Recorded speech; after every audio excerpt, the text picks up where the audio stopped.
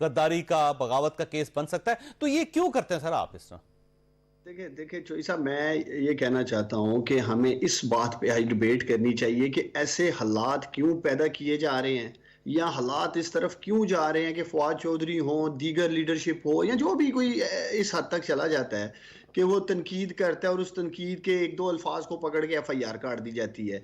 मैं ये समझता हूँ कि इलेक्शन कमीशन ऑफ पाकिस्तान ने ये जो हालिया दिनों में फैसला किया है मोहसिन नकवी को लेके, आपके टॉक शोज में आपके पास क्लिप हैं, नहीं है तो मैं अभी आपको फॉरवर्ड कर देता हूं। अभी मोहसिन नकवी साहब का नाम अनाउंस नहीं हुआ, 4 दिन पहले फैसल वोडा क्लेम कर रहे हैं कि मैं दावा कर रहा हूं मोहसिन नकवी लगने जा रहा है। एहसन इकबाल साहब ने एक निजी चैनल के प्रोग्राम में कहा जी मोहसिन नकवी साहब लगेंगे, और इनके दीगर लोग कह रहे हैं मोहसिन नकवी लगेंगे। तो फिर इलेक्शन कमीशन ने क्या अनाउंस करना था? इलेक्शन कमीशन ने तो फिर दस्तखत कर दिए, जहां से भी कहीं नाम आ गया जी साइन कर दें। तो इलेक्शन कमीशन ने अपने अमल से डॉक्टर साहब, मैं आपको बहुत सारे ऐसे क्लिप भिजवा सकता हूं जिसमें लोगों ने यह कहा था कि सुखेरा साहब लग सकते हैं। वो अहमद सुखेरा साहब का नाम भी ले रहे थे। देखें, जब टेलीविजन पे बात होती है तो अंदाजों पे बात होती है, और अंदाजे किसी के भी ठीक हो सकते हैं, किसी के भी गलत हो सकते हैं। देखिए देखिए चोई साहब, अगर तो तनकीद करने पे ही बगावत के मुकदमात दर्ज होने हैं तो फिर जुवेद चौधरी पे भी हो जाएंगे। जुवेद चौधरी भी तनकीद करते हैं, आप भी करते हैं, हमारे लीडर पे करते हैं, धमकी है, धमकी और तनकीद में फर्क होता है। तनकीद करने पे ही, अगर पाकिस्तानियों तनकीद करने पे ही एफआईआर कटती हैं तो फिर पाकिस्तान का कोई एंकर नहीं बचेगा। इन सब पे भी एफआईआर काटी जा सकती है। आप भी तनकीद करते हैं रोज, आपके खिलाफ कोई केस नहीं हुआ, लेकिन अगर आप धमकी देंगे तो फिर केस हो जाएगा आप पे। धमकी क्या देंगे? ये क्या धमकी थी? मुंशी बोला है ना उन्होंने, ये धमकी है मुंशी कहना किसी को? मुझे बताएं ना। मुंशी ये धमकी, उन्होंने कहा कि आपके बच्चों का भी और आपकी फैमिलियों का घेराव होगा, आपको नतीजा भुगतना पड़ेगा, सजा भुगतनी पड़ेगी। आप जैसे साहब सुना दे, वो आगे आपकी इंटरप्रिटेशन है। आप निहाल हाशमी साहब की बात कर रहे थे, इन्होंने बराए रास्त सुप्रीम कोर्ट के जजेस को और उनकी फैमिलीज का घेरा तंग करने के लिए की बात की थी, और इलेक्शन कमीशन पहले नंबर पे कोई अदालत नहीं है, ये खुद आपकी सुप्रीम कोर्ट ऑफ पाकिस्तान कह चुकी है। डॉक्टर साहब, मैं किसी अदालत का नाम नहीं लिया है, किसी मैंने नहीं मैंने बिल्कुल नहीं लिया था। मैंने कहा था हिसाब मांगने वालों, मैंने कहा था हिसाब मांगने वालों। आप जरा अपनी बारी पे बोलिएगा, मुझे जरा पहले व्यूअर्स को बता लेने दें कि आपने निहाल हाशमी साहब कंटेम्प्ट ऑफ कोर्ट की थी, सुप्रीम कोर्ट के जजेस को बराह रास्त धमकी दी थी। ये कोई अदालत नहीं है। अगर उन्होंने कई बात की है, सिर्फ पिक एंड चूज करके उठा रहे हैं चोई साहब, कल को हमें भी उठा सकते हैं। एक लिस्ट बना लेते हैं, खौफ और हरासा फैलाने के लिए उठा लें। मकसद आप ये है कि हमें पाकिस्तान को लेकर, अगर आप गलती नहीं करेंगे, आपको जुर्म नहीं करेंगे, किसी की तौहीन नहीं करेंगे, तो आपको क्यों उठाया जाएगा सर? लेकिन जब आप इस किस्म के अल्फाज इस्तेमाल करेंगे तो फिर आपके खिलाफ केस होगा। जब केस होगा तो फिर पुलिस गिरफ्तार भी करेगी। और आप हमेशा ही कहते थे कि गरीब आदमी के लिए अलग कानून होता है, गरीब आदमी के लिए अलग कानून होता है। यहां पे तो एक अमीर आदमी को, बड़े आदमी को पकड़ा गया। तो फिर आप चोई साहब मुझे ये दर्श दे रहे हैं कि आयन और कानून की धज्जियां उड़ती हैं, उड़ने दें। डार साहब बेर बकरियां बन के ऐसे हाथ बांध के बैठ जाएं इस मुल्क में जो 75 साल पहले आजादी के नाम पे लिया गया था। फिर ये आप दर्श दे रहे हैं मुझे लाइव टीवी पे इस वक्त।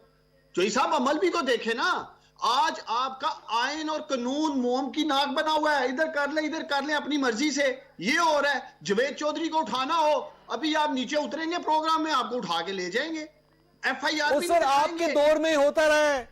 राना सनाउल्लाह साहब, मुझे बताएं, आज दिल पे हाथ रख के बताएं, क्या उनके ऊपर जो हीरोइन का केस बना था ठीक था? चोई साहब बहुत कुछ हमारे दौर में ऐसा होता रहा है, हमें भी नहीं पता था किधर से हुआ क्या हुआ, आप भी बड़ी अच्छी तरह जानते हैं। फिर आपका शो बंद हो जाएगा, पाबंदी लग जाएगी, खुल के बातें होंगी। सो इसलिए उस तरफ ना ही जाए, क्या होता था क्या नहीं होता था। बेहतर है आज के टॉपिक पे रहते हैं। तो मकसद ये है मेरे भाई कि देखने वाली ये बात है कि हालात मुल्क के किस तरफ लेके जा रहे हैं। अभी 24 घंटे नहीं हुए केयर टेकर सेटअप के, तो एक पैगाम देने की कोशिश की जा रही है। आज मेरे लीडर ने वाज़ेह तौर पे कहा कि मैं कोई जेल से नहीं डरता हूं। मेरे लीडर ने 4-4 गोलियां खाई हैं टांगों पे, क्या वो भाग गया मुल्क छोड़ के? यहां तो निहाल हाशमी साहब की लीडरशिप पिछले 3 साल से भागी हुई है। इमरान खान तो आज भी डट के खड़ा है, पाकिस्तान में मौजूद है, बार बार धमकियां देते पकड़ लेंगे। भाई इमरान खान ने कोई डाका डाला है? इमरान खान ने कोई एवन फील्ड्स अपार्टमेंट बना लिए, सरे महल बना लिया, रेवंड महल बना लिया? आप बताएं ना। ये तोशा खाना भी लेके आए थे आपके टॉक शो में, बड़ी बड़कें भी लगी, वो दुबई से आ गए थे। बताइएगा डर से ये बताइएगा इस वक्त क्यों कारकुनों को ये कॉल दी जा रही है कि समान पार्क पहुंचे? कहीं आपको कोई खतरा है कि इमरान खान साहब को गिरफ्तार कर लिया जाएगा, इसलिए कॉल दी जा रही है? देखें, आप इस इंपोर्टेड सरकार से ये जिस तरह घिरे हैं, जो इनके हालात हैं, जो एक्शंस हैं, ये कुछ भी कर सकते हैं। इसलिए हम अपने लीडर का हर सतह पे दफा करेंगे। इमरान खान तक पहुंचने से पहले इन्हें हम सबसे गुजरना होगा। भर दे जेलें, डाल दे हम सबको यार जेलों में। हम जेलों में जाने के लिए तैयार हैं। मेरे ख्याल में तो जो हम भुगत चुके हैं ना, अब सिर्फ गोली मारना बाकी है। हमें जान से मारना बस बाकी है चौधरी साहब, और कुछ नहीं रह गया। आए रोज तो गाड़ियों में डाला होता है। 14 मई के जलसे में मुझे खुद घसीट के इन्होंने प्रिजनर वैन में डाला। मैं क्या कह रहा था?